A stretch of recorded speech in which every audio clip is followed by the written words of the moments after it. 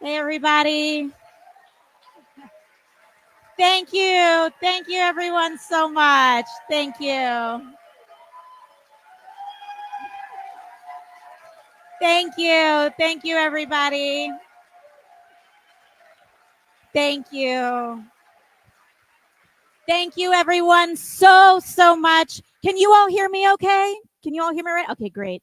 Thank you all so much for coming. I so appreciate it. This is our largest town hall ever in the history of this district.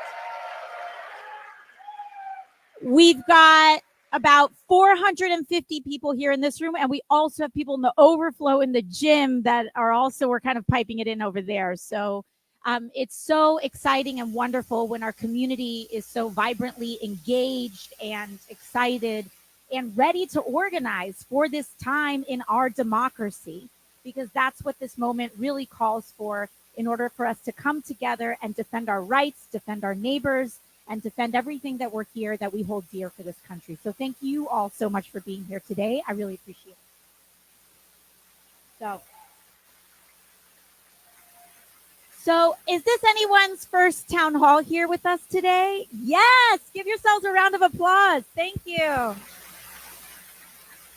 So usually the way that we go about these is that at the top of the town hall, I'm just going to run through some updates in terms of what we've been doing in Washington for everyone here. I'm going to run through that kind of quickly so that we can then move to the Q&A, and I'm able to answer as many questions as I can from you all. But in terms of some overall updates with respect to what we will be covering today, I want to talk a little bit about the Trump and DOGE impacts in our neighborhood and community specifically. Yeah, not great. It's terrible, but that's the preview. But I want us to also know with some detail what are some of the things that we're going to be seeing and experiencing, so that we know where to direct our energy and our attention. I'm going to talk about something known as reconciliation. These are all the budget cuts that we've been talking about. When they're going after Medicaid, Medicare, Social Security, those budget cuts are done through a legislative process known as reconciliation. And so I'm going to talk a little bit about what that means and how that intersects with my new assignment in this Congress on the Committee on Energy and Commerce. A little bit of a preview. All of the Medicaid work and all of the Medicaid fight is going to go through the Energy and Commerce Committee, which is the committee that I was just assigned to this Congress. And we're going to fight for that. And I feel like we're going to win. I feel like we're going to win on that. But it will not be without a lot of work. So we'll talk about that. Then we'll talk about some immigration updates that we have in the district, as well as some additional district updates. I'm going to try to breeze through that as quickly as I can so that we can then get to the Q&A at the very end. So we'll just get started right that. Let's go to our first slide in terms of Trump and DOGE's impacts on New York 14. So right now, let me see. Can we get the slide to move? Do I need to do that? Is there a clicker here? Okay, here we go. So we've heard about DOGE going in and cutting and slashing and burning on all sorts of federal programs across the country. We've seen many federal workers that have been fired and summarily dismissed. And this has been tremendously concerning for overall things across the country, from medical researchers to folks who are giving our veterans care at the VA. People have been impacted across the board. But in terms of our neighborhood, right here in our backyard, in Jackson Heights, in the Bronx, in other areas of Queens, this is what we're seeing in terms of our immediate community. We've got funding that is now under threat, and then we have funding that has officially been terminated. And so in New York 14, in our district, a lot of people don't know that that huge amounts of the Montefiore Hospital Network is in our community, our congressional district. And of course, we have New York hospitals, H&H. Elmhurst Hospital is just outside the district. But of course, so many of us rely on Elmhurst Hospital and Jacobi Hospital as well. And so we actually have a lot of healthcare workers, healthcare providers, and hospital networks in our congressional district. And that includes healthcare research. So right now we have about $255 million of healthcare research in our community that is under threat. It has not been canceled yet. And I've been working very hard to defend and Q&A. We'll get to that in the Q&A. We'll get to that in the Q&A. Listen, I am happy. I am happy. Yes, I understand. We will take your I will take your question. I'm happy to take your question. We're happy to take your question. I'm happy to take your question. Okay. Here's the deal. I'm happy to take your question. I'm happy to take your question. Listen.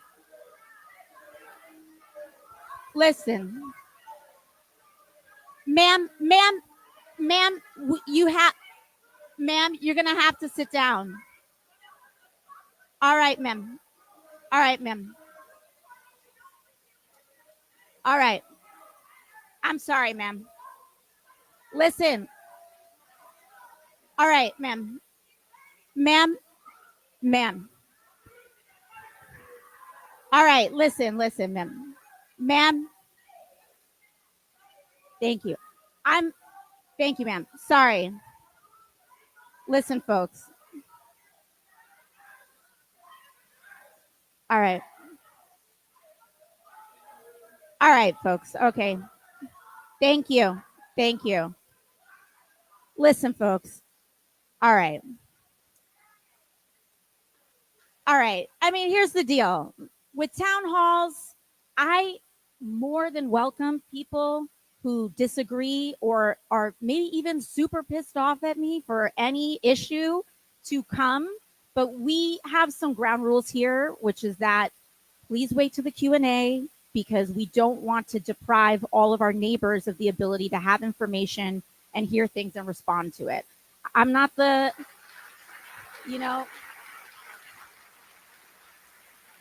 trust me, I'm not a person that's going to not call on someone that I think is going to that's going to ask a tough question. We're more than happy to do that, but we need to be able to have this conversation. So thank you all.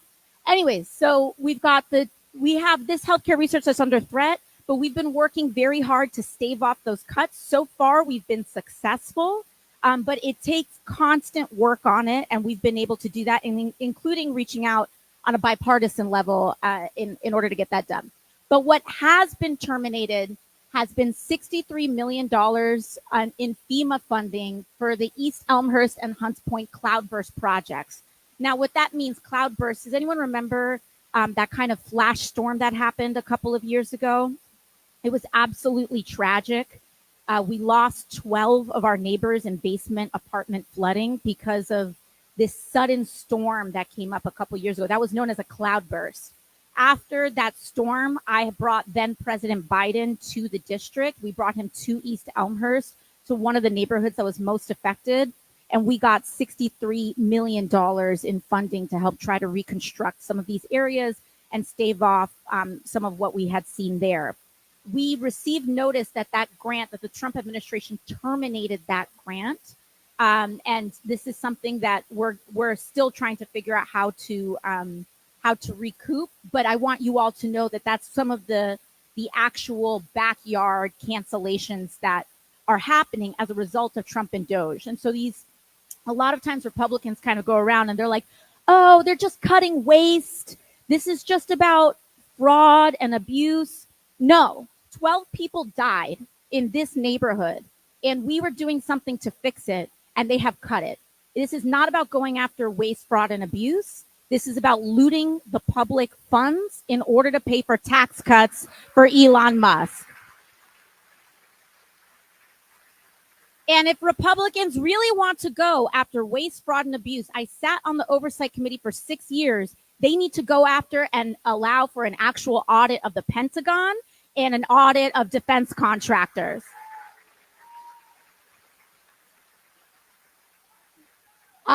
In terms of other funding that's under threat across New York State, we've got $60 million in environmental justice grants, $10 million in grants for the state education department, and $300 million in grants for the New York State Department of Health, the Office of Mental Health, and the Office for Addiction Services.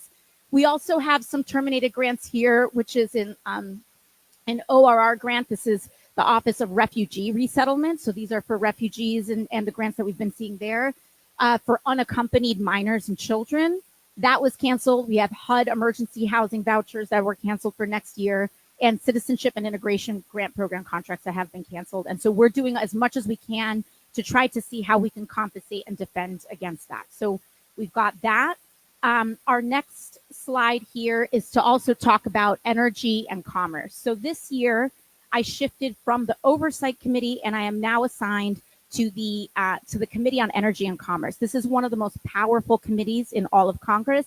60% of all, about 60% of all the legislation that passes through Congress goes through this committee. It has jurisdiction over healthcare, over technology, over energy projects. So it has very wide jurisdiction. And it also oversees massive areas of Medicare, Medicaid, and other key programs. And the jurisdiction in and of itself is $2.5 trillion of the American economy. And so this Medicaid fight is right here at our doorstep. In fact, one of the big victories that we've had recently that I was able to share at yesterday's May Day rally in Foley Square is that we had this Medicaid fight. Republicans are talking about this reconciliation process, and we can go to that slide now as well, is that Republicans keep talking about they need to find $880 billion in cuts through the Energy and Commerce Committee alone. And what I find very interesting is that they aren't saying, hey, cut all the waste that you find. Go investigate, go see if you can find waste or fraud. No, they're saying, we need $880 billion to pay for the GOP tax cut. They say, we want to cut almost $1 trillion in taxes for billionaires and the very rich. And they found the E&C committee, Energy and Commerce, and they're saying we want $880 billion of that to come from this committee. We want $880 billion to come from Medicare or Medicaid. They wanted to come from Medicaid and or Medicare, Social Security, etc. However, what we have been able to do is sound the alarm on this. And in our rallies with Senator Sanders, in our ability to organize to the public, we've been sounding the alarm on this. And the problem that Republicans come into is that their own constituents are on Medicaid. Everyone is on Medicaid. Not everybody, but huge amounts of people are on Medicaid. A lot of people don't know. If you could guess, out of every baby that is born today in the United States, 40% of them are covered by Medicaid. Huge amounts, 30% of Medicaid disbursements go to people who receive Medicare. And so people think that these programs are these small little things. Medicaid is one of the largest sources of health coverage in the United States, point blank, period. In fact, the ACA, the Affordable Care Act, is an extension. It relies on extending Medicaid disbursements in order to help finance the ACA. So even if you have even if you're covered by ACA insurance, that is also done through a Medicaid mechanism as well. So these cuts to Medicaid are very serious and they're very real. And next week, the Republican caucus here in the House, we were supposed to have our markup. This is when they finally give us the legislation and we go through line by line all of the cuts that they wanted to make. And so that was supposed to happen on Tuesday. I was prepping for this. We were doing all of our research. And then we found out last night that we had turned the temperature up, the political temperature up on this so high that they canceled next week's hearing for the cuts. And they're moving it for 2 weeks. So they are on the defense. They are on the defense, and it is very serious. And so we're going to be doing that. But they have rescheduled that for 2 weeks from now. So we have to make sure that we continue to organize and rally around Medicaid and Medicare. But overall, what they're trying to do is that they're trying to cut $880 billion from that. They want to do another $230 billion. So we're talking about $1 trillion in cuts, but from SNAP, from the Agricultural Committee. And so they want to cut SNAP and cut Medicaid. And they're also proposing changes that include work, quote unquote, they call them work requirements, but I call them paperwork requirements.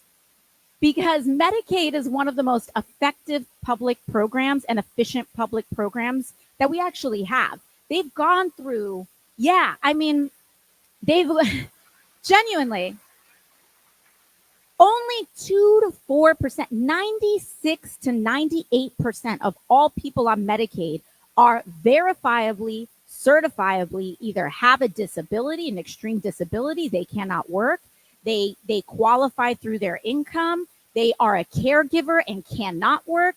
We know this about Medicaid, and we know that it's already one of the most efficient public systems. And there are states like Georgia and Arkansas that have tried to institute these things. First of all, it actually makes costs explode, because when you are forcing people to do a ton more paperwork, you have to hire a lot more bureaucrats to go through that paperwork. And what we actually found was that in the state of Georgia, 90% of all that extra money ended up going to administrators and not into healthcare. So it adds costs to try to process all of this bureaucracy by creating more bureaucracy, and it takes money away from actually going to paying nurses, doctors, covering prescriptions. It's just bad all around for a program that we know does not have large amounts of waste. If Medicaid in fact had huge amounts of fraud, etc., it's something to address, but we know that it doesn't. And so all this is doing is actually adding waste instead of taking it away. So we've got our next slide here after reconciliation, which is some of the things that we're seeing on immigration. Of course, immigration, this is an issue that is very near and dear to our community. Our community is overwhelmingly immigrant families, first, second generation. And we want to make sure, and one of our highest priorities is keeping families together while keeping our community safe. Point blank, period.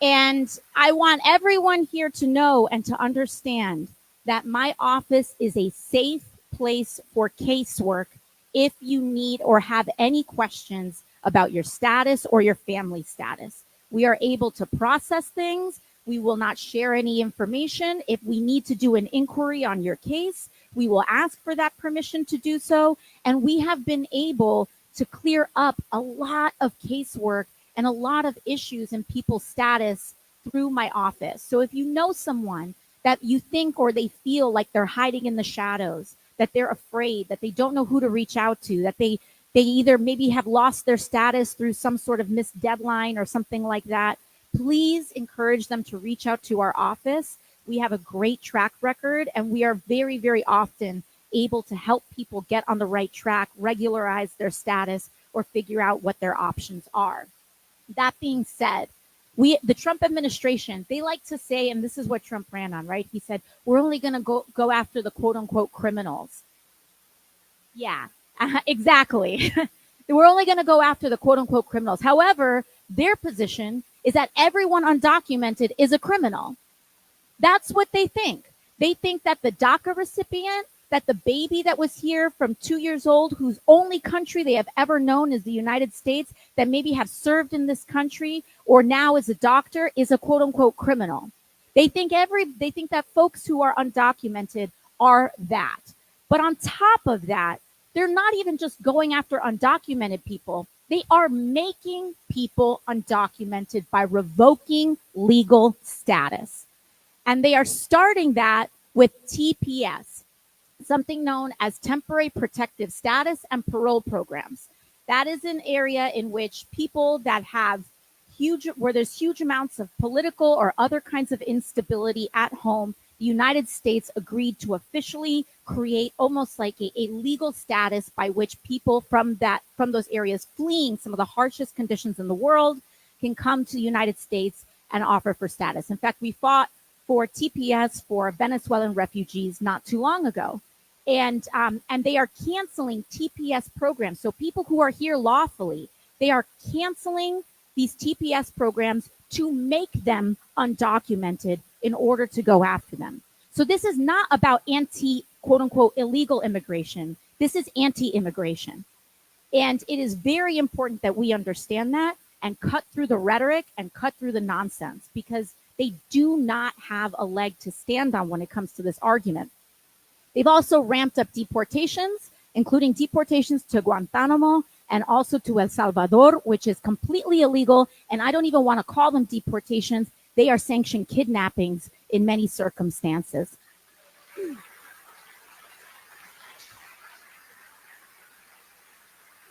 You know, they want to talk about why America is great or making America great. Our civil liberties and our civil protections are part of what makes America great. It is our democracy. And when you want to shred up our Constitution and eliminate due process, that is one of the most, it's attacking what it means to be an American. And it is eroding and degrading what it means to be an American when we rip up our Constitution and due process. And that's exactly what they're doing here. We have, of course, attacks on free speech. We have our own Mahmoud Khalil in Colombia, a Columbia student who was detained and is detained. And we've been in close contact with his family in advocacy for his case in order to release him from the Louisiana detention center that he is in. But the only grounds in which he was detained was him exercising his free speech in order to advocate for Palestinian human rights and to end the war in Gaza. And we have to make sure that we are advocating for him and agitating for his release. We recently had another student in Vermont that we were able to successfully advocate for his release. He is out on bail. That happened this week, and we are hoping to be able to do the same thing for Mahmoud Khalil.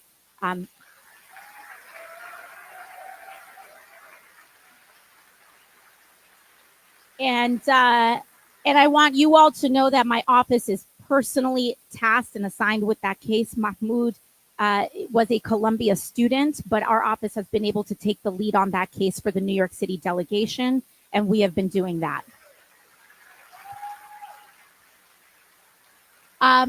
Now, additionally, what we've also seen is that the Trump administration has done absolutely. They have broken, it's not even enough to say that they have broken norms. Historically, if you were undocumented, you could still pay taxes in the United States.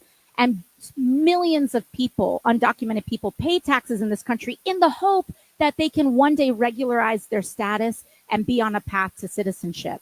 The Trump administration has decided to end that firewall between the IRS and ICE, as well as with HUD, the Housing and Urban Development. And so there's now unprecedented data sharing that is happening that is very dangerous, and I think it should be dangerous for all of us. This is not just about immigrants. This is about all of our privacy and all of our civil rights.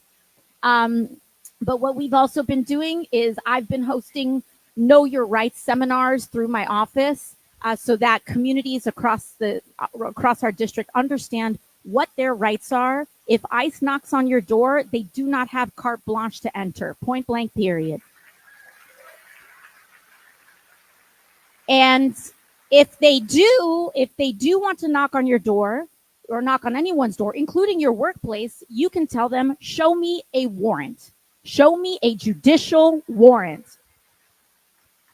And if they don't show you a warrant, you can say you can come back with a warrant. You have the right to turn them away unless they have the proper paperwork or are coming in the proper way.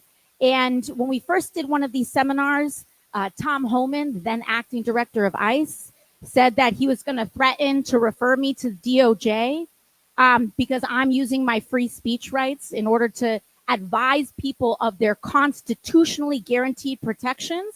And he may want to do it again today. And to that I say, come for me. You're going to have to come for me.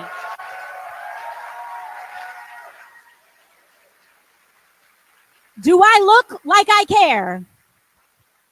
Because the way that we guarantee in this moment, when people say, how do we protect against everything that's going on? How do we make sure that what can we do to prevent this erosion, all this stuff that's happening.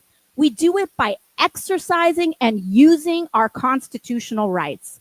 Our rights are use it or lose it. So we need to use it. And we need to challenge them. So don't let them intimidate you into thinking that you're doing something wrong by telling people what their actual legal constitutional rights are. There's nothing wrong about it, and there's nothing illegal about it. And if they want to make it illegal, they can come take me. That's how I feel about it.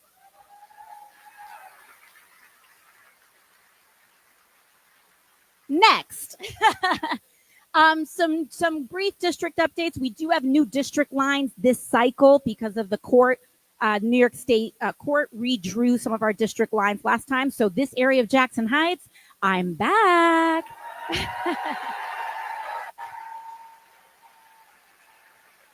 And it feels so good to be back, I'll tell you. We also have some immigration casework. I mentioned that before. Please encourage people to come forward, but also same thing, Social Security. If something is wrong with your Social Security, your Medicare, your Medicaid, please come to my office. Sometimes you don't have to pay a lawyer $1 gazillion to do that. We will do it for free. Sometimes they don't want you to know that. But we can, or if you do need legal counsel, we're happy to refer you to some resources. And also, everyone, Real ID is kicking in. That is next Wednesday, I believe, next week, May 7th. And if you do not have your Real ID, you will not be able to fly.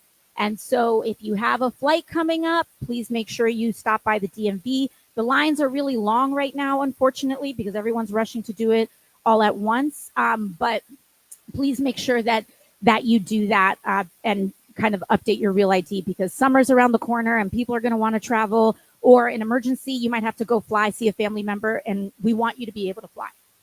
And that's that on district updates. And now we can move to our Q&A. Thank you, everybody.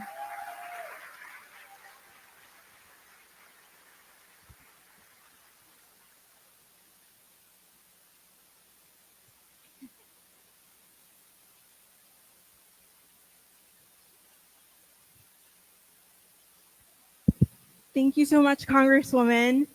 We will now begin taking questions from the audience. I will call out 2 names at a time, so please stand up when you hear your name and your neighborhood. My colleague will bring a microphone to you. The first 2 questions are from Melissa Savala from Jackson Heights and Will from Astoria.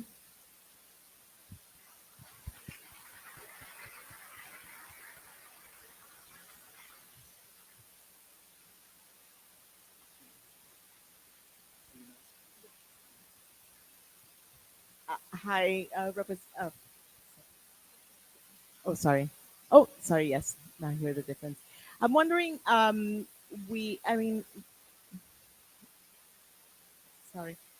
I'm wondering if there's something that you can do in terms of helping land preservation issues around Queens, especially in our area, considering that we're about to lose parkland, and there's also a housing crisis, and I'm wondering what you think about that and what you can do to help.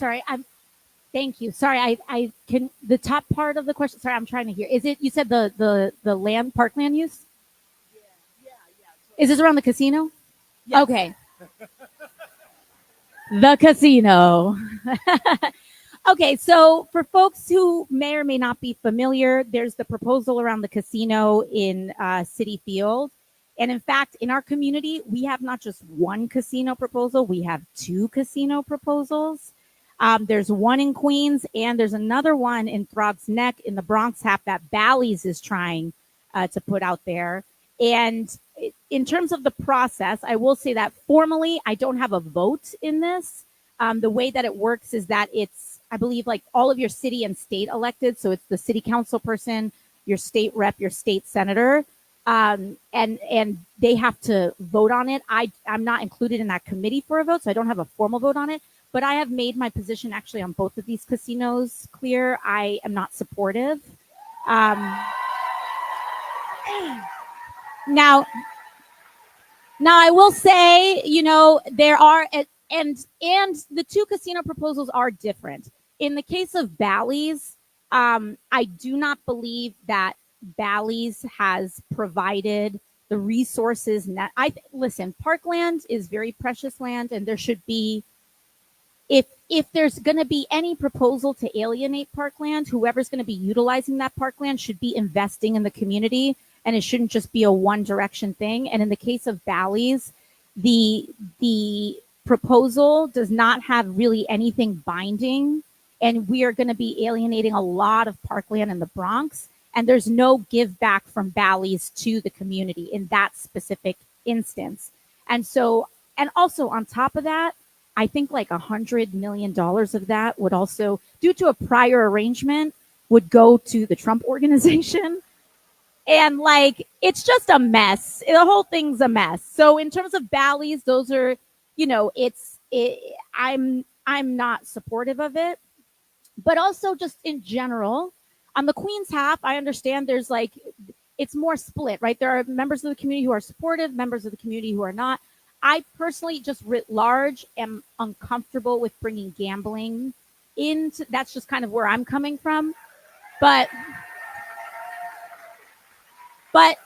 again, once again, like I know that this is a very heated discussion point, and that's just kind of where I'm coming from on this. But again, I don't have a vote. I don't have, this is a state and city level, and I know there's a lot of intense feelings on this, and I want to make sure that we can get through this as a community. Also, the city field part has been redistricted out of my district. So this is, pardon? Yes, you're right. The neighbors, of course, and the folks that live in our community are affected by it. I felt similarly about, Amazon HQ too. That was also controversial, and people in our community were affected by that. But in terms of the actual district, it is now in Congressman Meng's district. But again, neither one of us, because this is a state issue, neither one of us have a vote on this. But I have, respectfully kind of made my position on this known to folks who are weighing in on it. But again, that's kind of, I don't really have anything to do beyond that besides kind of making my position on that. So thank you. Next question. Okay. Right after this, we will take questions from Eric from Astoria and Liam from Astoria. Hi. It's from Will from Astoria. Hi, this is amazing because I've followed your campaign since you ran against Joe Crowley in 2018. So it's just like you've come so far. Now I get to actually talk to you. So this is awesome. My question to you is, because I'm from Astoria, if I want to go see the Yankees play right now, it takes about an hour to go from Astoria, which is right there, all the way around to the Bronx. I have to go through Manhattan, and I have to take the Lexington Avenue line. And it's always, it could be 3 a.m. and it's still packed. So my question to you is, I've seen the MTA unveil new plans for a Queens-Brooklyn line, but of course the Bronx was absent from that, even though the railroad tracks are there from Queens to the Bronx. Is there any plans or any way we could actually get some viable public transit from Queens to the Bronx? Oh, you're speaking my language here. As someone who has to represent both of these boroughs, it's the worst commute ever on the train. And listen, like I want, where I can, I would love to use public transit, but it is like the worst schlep ever trying to go from the Bronx to Queens. But you're right. There is this proposed line. What is the BQX? I think it's what they're calling it, or BXQ. I don't know. But they're reviving. There was existing track that years ago was decommissioned or kind of brought offline that went from Brooklyn to Queens, and it was recently announced that that the state and the MTA is going to revive those tracks so that we can finally be able to commute from one borough to another without always having to go through Manhattan all the time, which is amazing. But to your point, it goes from Brooklyn and it ends in Queens, which continues our our kind of transit desert problem in the Bronx. And as someone from the Bronx, I, not just like for personal reasons, but also we have City Island in the Bronx, we have Throgs Neck, we have Soundview, we have so many beautiful communities that deserve to be connected to the rest of the city. And I have written a letter to Governor Cuomo. I mean, not oh my God. God forbid. Sorry. To Governor Hochul. I have written a letter. I've written a letter to Governor Hochul. I did that, I think, about last year when it was first announced, advocating for that extension to the Bronx. That will take a lot more investment because that rail line that was pre-existing from Brooklyn to Queens doesn't apply, I think, to the Bronx. But it doesn't mean that we shouldn't pursue it. And so I am deeply, deeply supportive of increasing our transit options. I've advocated with that for the governor, and we're also organizing in amongst our elected officials for support in that. In the meantime, we have successfully, in my time in Congress, we've successfully added an extended ferry service to Soundview in the Bronx. And we're hoping to add City Island to that and make sure people can really enjoy that, especially during the summertime. So thank you.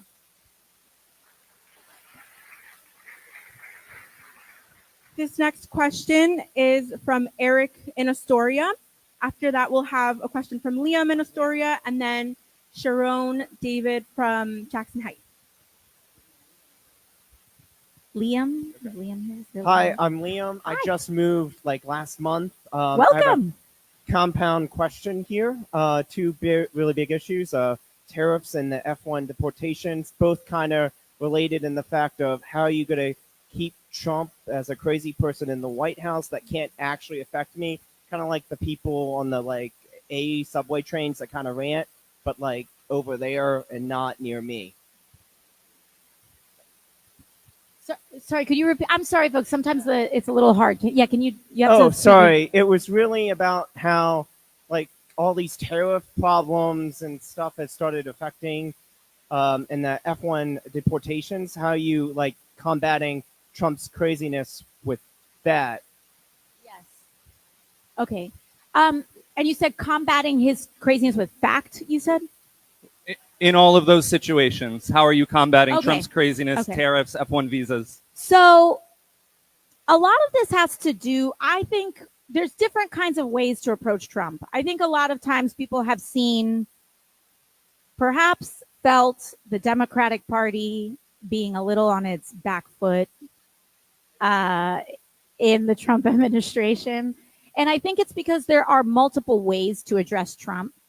And oftentimes there are a lot of people who think that we need to lean on institutions and rules and like processes in order to roll back and resist everything that the Trump administration is doing. And it's not to say that those things should be abandoned, because sometimes we do win. Like we are able to turn some of these things over in court. We are able to roll some of these things back. But also, we can't rely on rules with a rule breaker. And it means that we have to get creative. And it really does mean that with a reality TV show president, that public opinion matters. Public opinion really does matter. And when we're able to be on our offense with some of these folks, and we're able to turn the public tide, then we are sometimes able to get and secure some changes and some rollbacks in what they are planning to do. And so I think we need to have, and this has been to our point here and what we did 6 years ago, both an inside and outside strategy. And sometimes I think it has leaned too much on an inside strategy with not enough of an outside strategy. And it's very important that we be organizing and educating people right now. So on the point with tariffs, these tariffs are going to start to be, I want you all to know, we're going to really start feeling the consequences of these tariffs in about 2 to 4 weeks from now. Because in terms of our supply chain, and we all now are much more familiar with supply chains after COVID. In terms of supply chains, when these tariffs are announced and when they start to become enacted, we don't feel the issues in our supply chain the next day. It's when everything that was from the ports coming into the ports the day that it was announced, when that gets to our shelves and after they've been bought up, it's about what is happening at the ports the day after and a couple weeks after. And as we've seen, maybe some of you have seen, some of these ports are starting to kind of empty out a little bit. And so I don't say this so like people start stealing all the toilet paper from Costco. Please do not do that. But it's to say that things may get more expensive, and we're going to feel those changes in prices, not in an immediate sense, although some people may have already seen some prices go up. But we're going to really start feeling that in the next 2 to 4 weeks. And when public opinion, when it's very important that we continue beating the drum that these price increases are because of the tariffs, that the tariffs are doing this. Because what they don't want is for people to connect, A, to be aware that prices are going up, and B, to connect the dots that the prices are going up because of those tariffs. And so we need to be really sharing that information. I, of course, will be doing that in a public sense, but in an era of disinformation and misinformation, and there are plenty of folks that may not believe it when I'm saying it, but they believe stuff when their friends are telling them. And so our social ties and our social connections and personal relationships in transmitting information are now more important than ever, because there are lots of folks that maybe won't believe CNN, or they may not believe, TV, but they will believe when you say something or when you re-amplify some information. And so peer-to-peer information sharing is very important. And in fact, I think that's a big part of why they are rolling back these Medicaid cuts and delaying these Medicaid cuts, because Trump is so much on the defense with his tariff disaster that now he knows that he can't take the hit on cutting Medicaid too. And so I think that we have to just continue to lay on him with respect to that. In terms of our community and in terms of immigration, the Know Your Rights seminars and the Know Your Rights information has been very, very effective in protecting our community from kind of these ICE raids that are trying to skirt the law and not fulfill their legal obligations.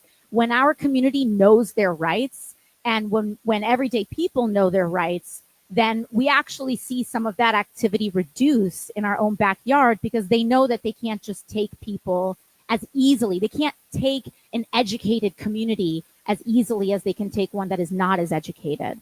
And so we have lots of Know Your Rights materials. If anyone here would like them or would like to distribute them, we have flyers available. We have them in digital versions for you to print out. We have them in physical versions for you to take home. But feel free to request those, and we're happy to provide them. Thank you. Our next question is from Eric in Astoria. Eric, can you stand up, please? And after this, we'll be hearing from Sharon from Jackson Heights, so please also stand up.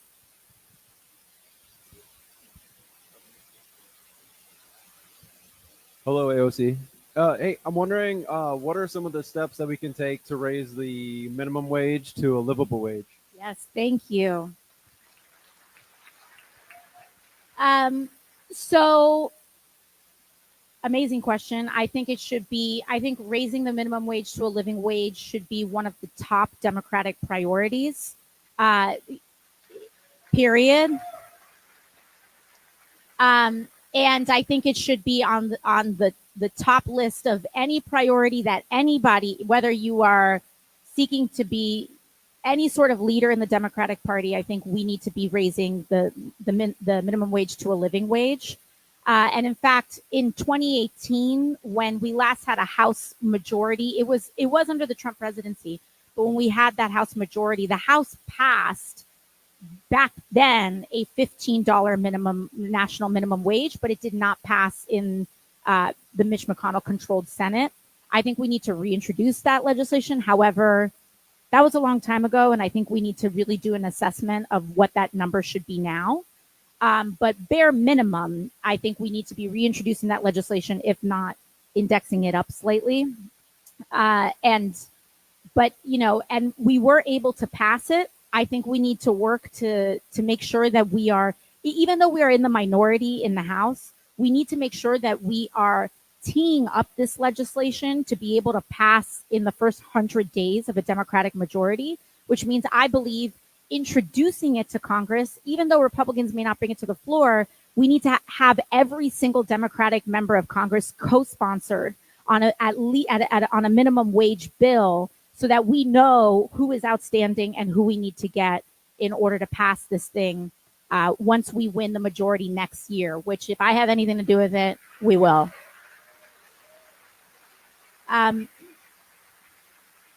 So we will continue to be organizing with our union and our labor partners, as well as many others, to ensure that that remains at the top of the docket. But the good news is that on the House side, we have that. Now, we brought it up again. Senator Sanders brought this in to try to append it to reconciliation. And famously, Kirsten Sinema did her like that thing. And it did not pass the Senate because of that. But we have a new senator in that seat, and we have new numbers there. And so I think that we hopefully will be able to do that. There was also, what was complicated in that was that there was this whole thing, it was a rule, there was something called a bird bath, and there was a reconciliation, and people were disagreeing about the rules on that. It's a long story. But the point is that I think where we need to target our organizing there is in the Senate as well, and making sure that we're getting our numbers in the Senate to tee that up for passage too. So thank you.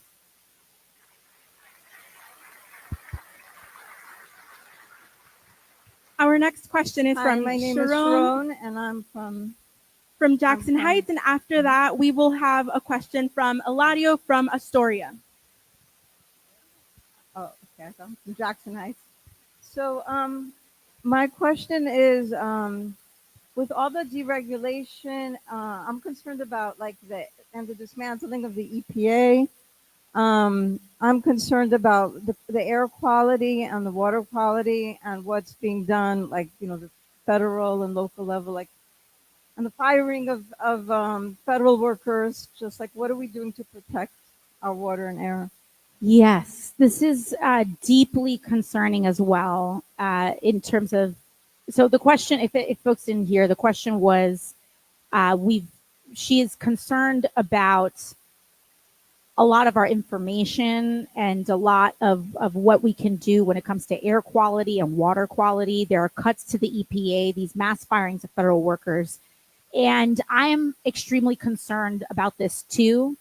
In the Trump administration's they are in this effort to try to deny climate change, and in their effort to try to attack any and all environmental provisions, because they are bought and sold by the oil and gas industry.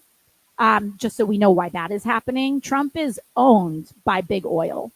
And because he is owned by big oil, and there's reporting on this where he basically went to all these oil and gas executives before the election, and he said, you scratch my back, you help my election, I'll give you whatever you want in terms of the environment.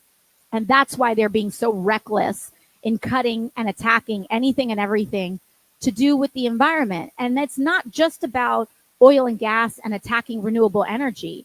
They are going after, as we've seen with DOGE, they've gone after what is known as NOAA, the National Oceanic and Atmospheric Agency and Administration. And what is deeply concerning about this, to your point, is that this is some of the most important, rigorous, and objective scientific information that we have to predict storms, to look at our air quality. Like during COVID, there were a lot of people who were like looking at their air quality monitors in the morning. Or if you live in East Elmhurst or Corona around LaGuardia Airport, people really care about the air quality reports around there. Because also on the Bronx half, we have some of the highest childhood asthma rates in the country. So people sometimes have apps on their phone, especially if you have a respiratory illness or are immunocompromised, where you will look up something known as the AQE, the air quality, or the AQI, the air quality index, so that you can kind of prepare for your day. The way that some people check the weather, other people, especially if you have asthma, you might check the AQE. And they are attacking NOAA, they're attacking and gutting the EPA, so that that these instruments may become less reliable. And as we go into the summer and as we go into hurricane season, this becomes very, very dangerous, because those storm alerts that we get sometimes where people say, hey, they come on your phone, they say a flash flood is coming, that is under threat with all of these cuts that are going on. And this poses severe threats to life and property. And these are some of the things that we have to make sure that we are reaching out to and trying to advocate to protect. The environmental stuff is some of the hardest stuff that we have found to protect, because they are so wholesale. Anything that has to do with the environment is bad and should be cut.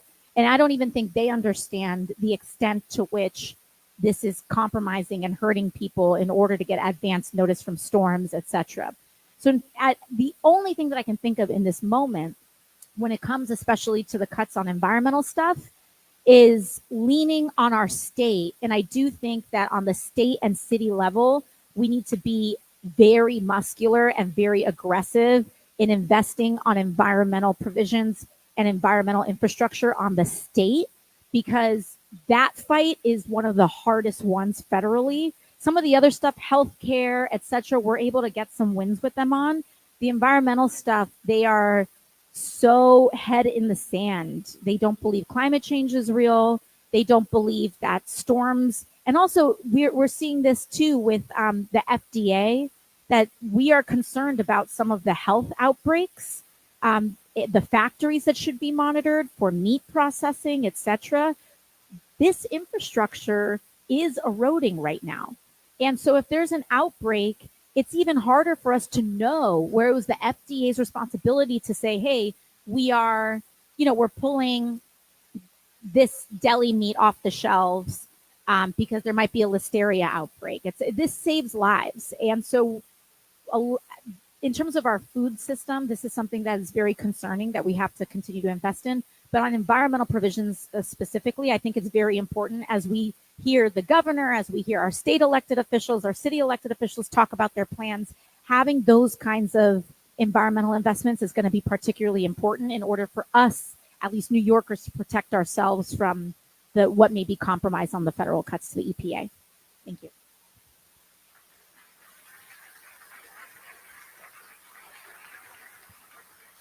Our next question is from Eladio from Astoria. If you can please stand up.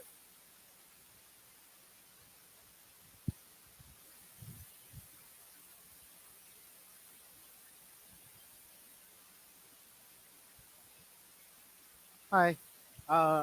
This is my first town hall meeting, so I'm a little nervous, but I'm really concerned about about Trump's defiance of court orders bringing back Kilmore and Garcia, essentially eliminating due process for all U.S. persons in the country, regardless of citizenship status. My question is, what can Congress do about this? What does it say about a post-Trump presidency that this sets a precedent for any future president to do this in the future, defying the court orders, especially SCOTUS, the highest court in the land? Absolutely. Thank you. Thank you. And this is one of those incredibly important questions, because what is happening to Kilmar Abrego Garcia could happen to any one of us, because that is what eliminating due process means. It means that, you could point to anyone and accuse them of being undocumented, including U.S. citizens, and just immediately ship off U.S. citizens to some prison camp in El Salvador that is not subject to U.S. jurisdiction, and this sets the ground not just for undocumented people, but for political dissidents as well, U.S. political dissidents. And so this is a tremendously important issue. Senator Van Hollen has been an incredible leader. For folks who may not know, Kilmar is a constituent in Maryland, and so his congressman is Representative Glenn Ivey, and Senator Van Hollen, who's also the chair on foreign affairs, or one of the leaders on foreign affairs in the Senate, has been able to draw a great degree of attention to this issue. I think we need to continue to have a drumbeat of legislators that are going to El Salvador, and not just making sure that we're keeping eyes on him, but that we are continuing to draw attention to this issue. And I do believe that that is what will be happening. I think that there are certain There are arrangements being made to ensure that, and I know that there's a steady stream. So it also, Senator Van Hollen did that, but I do know that Representative Maxwell Frost, Representative Robert Garcia on the Oversight Committee also headed down over there. And we are in a place where there have to be political consequences for these things. Things will not change unless there are political consequences. And one of the good things that we're seeing is that there are starting to be political consequences. We don't just have to wait until next year for something to happen. There have been these special elections that have been going on. There were 2 special elections in Florida where Matt Gaetz's seat was and where Michael Waltz's seat was, those vacancies. And those are supposed to be solid red districts. And even though a Republican won in those seats, they were supposed to win by 40 points. And they won by much less than that. And that is why Elise Stefanik got pulled from the UN ambassador nomination, which is good. It's a good development because we need to show that these actions have consequences. And it sure seemed like Representative Stefanik wanted that post, and she's not getting it because she is enabling the brutality of this administration. And that's what these people respond to, is consequences. And so it's very important that we continue to organize and that we continue to show electorally that there are consequences for this, because unfortunately, with people who are so self-motivated, we should say, that's what they respond to. It is the FAFO theory of politics here that Republicans answer to. And so, unfortunately, appeals to compassion, appeals to democracy, we clearly are not things that they care about. But showing them that there will be limitations to their power, because they've built their power on cruelty. They've won elections on kind of this mandate of cruelty and talking about immigration and this idea that every DACA recipient, every dreamer is like a source of chaos in America. And so it's very important that we do that. And we will continue to fight for Kilmar Abrego Garcia's release as well. So thank you.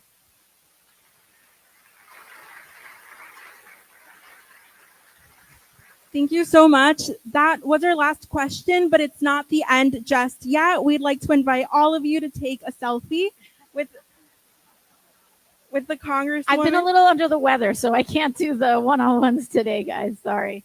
Okay, am I doing this now? First of all, can we all please give Michelle a big round of applause?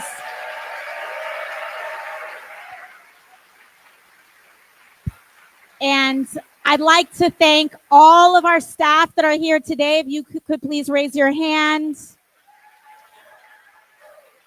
If you have any questions, if you ever call our office, these are the people picking up the phone. So please thank them. They have to deal with so much all the time.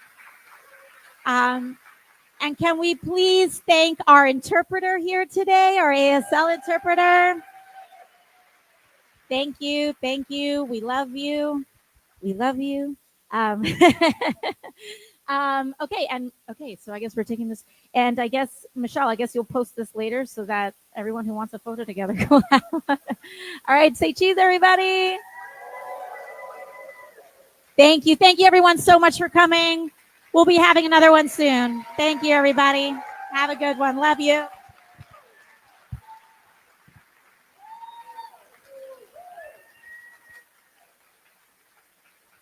Thank you so much for joining us tonight. We would like to thank the IS 145 team.